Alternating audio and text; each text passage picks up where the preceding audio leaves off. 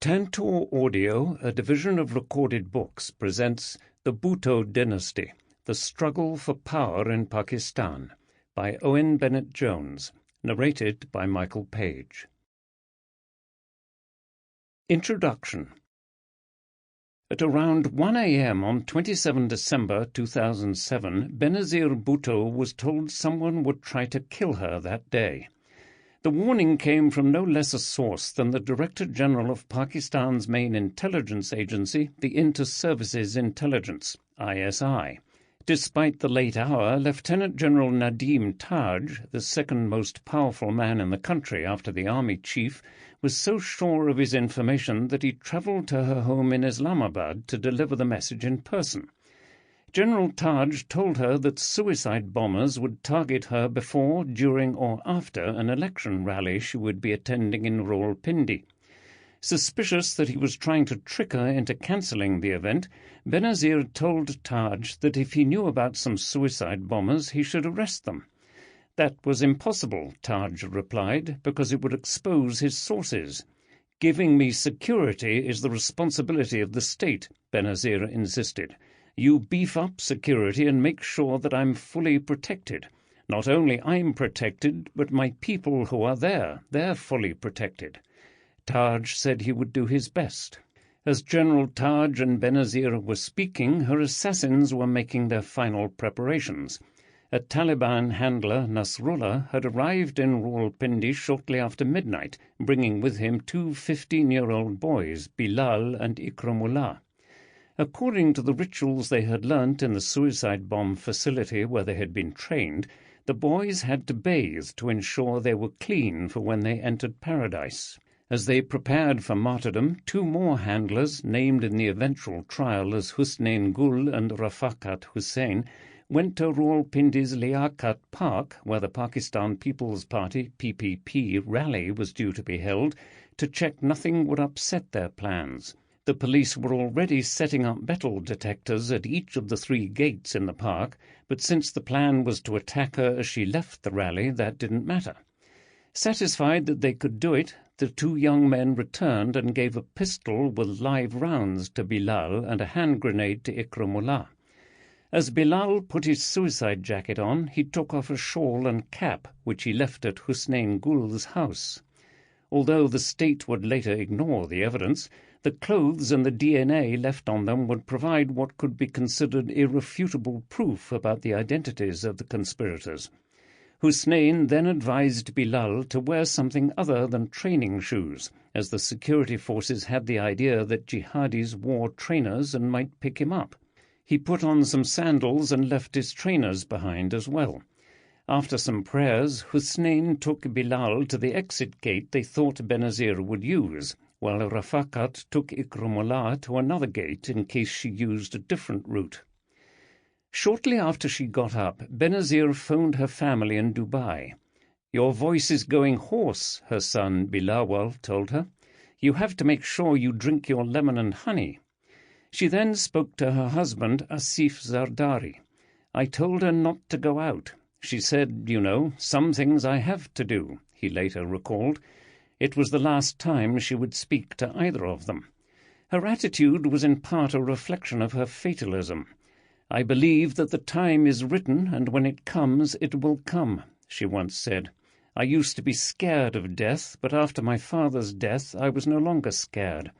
The body is just the clothing, and it is the soul that is important, and the soul is free and with God, and not under 6 feet of earth."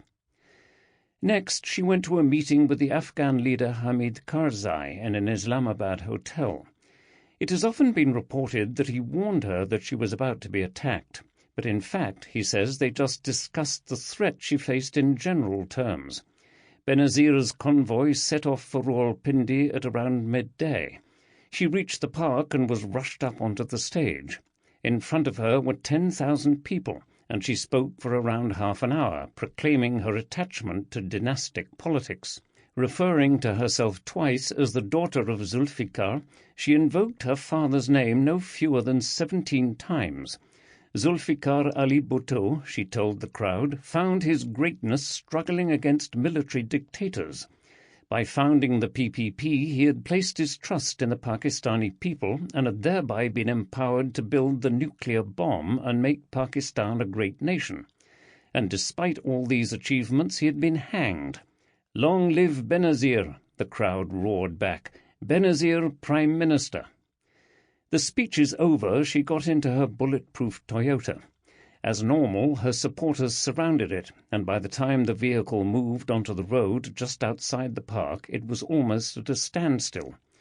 Two of Benazir's guards climbed onto the rear bumper, while others went to the front and the sides.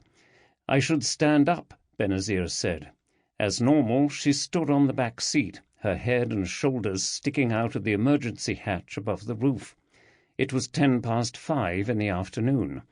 Having waited all day, Bilal saw that his moment had come. He moved first to the front of the car and then to the side, where there were fewer people, took out his pistol and pointed it at Benazir's head. One of the guards clawed at the young man, but although he touched his arm, he was slightly too far away to get a firm grip. Bilal fired 3 shots in less than a second. As the second shot rang out, Benazir's headscarf, or dupatta, moved away from her face.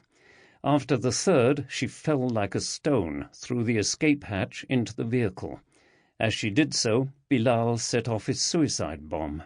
"I turned my face and she was on my lap," recalled Nahid Khan, who had been sitting on the car's back seat beside Benazir, "and her blood was oozing like I can't explain to you.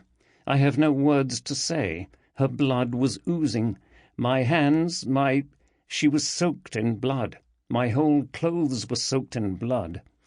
Nahid Khan's medically trained husband, Dr. Safdar Abbasi, was also in the vehicle. "You know, I was trying to see her pulse, and I was finding it very difficult, to get to her pulse. But naturally we had to take her to hospital. By that time, the jeep was all alone. There was no police car. There was no backup car. There was no backup car because, inexplicably, Benazir's security chief, Rehman Malik, had driven away. He later gave a bewildering number of different accounts of his actions in those moments. In a TV interview shortly after the blast, he said his car had been just 4 feet away from Benazir's vehicle when Bilal had blown himself up. He claimed he then led Benazir's car to the hospital and remained there.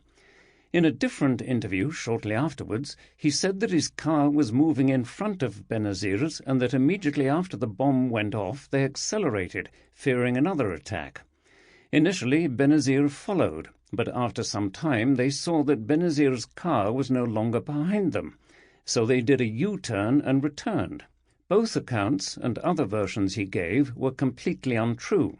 In fact, Rehman Malik, together with others who were sharing his car, simply left the scene and headed for Islamabad. A decade later, when asked why he had done this, Malik said he had been following police instructions. Another occupant of the car, Benazir's long-standing and famously loyal spokesman, Farhatullah Barbar, gave a similar account, although he added that allowing himself to be driven away that day was the greatest regret of his life. Having been abandoned by some of her closest advisers, Benazir's driver had to deal with the situation himself. The bomb had blown out the Toyota's tires, so as he tried to speed away on the metal rims, he soon became stuck. Nahid Khan and Safdar Abbasi found themselves in the extraordinary situation of trying to hail a taxi to get Benazir to the hospital. The police had vanished. "When we were waiting for a taxi," Nahid recalled, "then another jeep came within 2-3 minutes, and we took her to the hospital in that car." The vehicle belonged to Benazir's spokeswoman, Sherry Rehman. Records show they reached the hospital about 25 minutes after the attack. Benazir was put on a stretcher in the parking lot, then carried inside. She had no pulse and was not breathing. Her pupils were fixed, dilated, and didn't react to light. Blood dribbled from a wound to her head, and doctors saw whitish material, which, they said, looked like brain matter. Despite the evidence that she was already dead, the doctors tried to revive her. Within a minute, they had cleared her throat and put tubes in her. They pumped her with fluids and adrenaline. There was no response. Blood began to trickle from her ears and nose. They moved her to the operating. Sample complete. Ready to continue?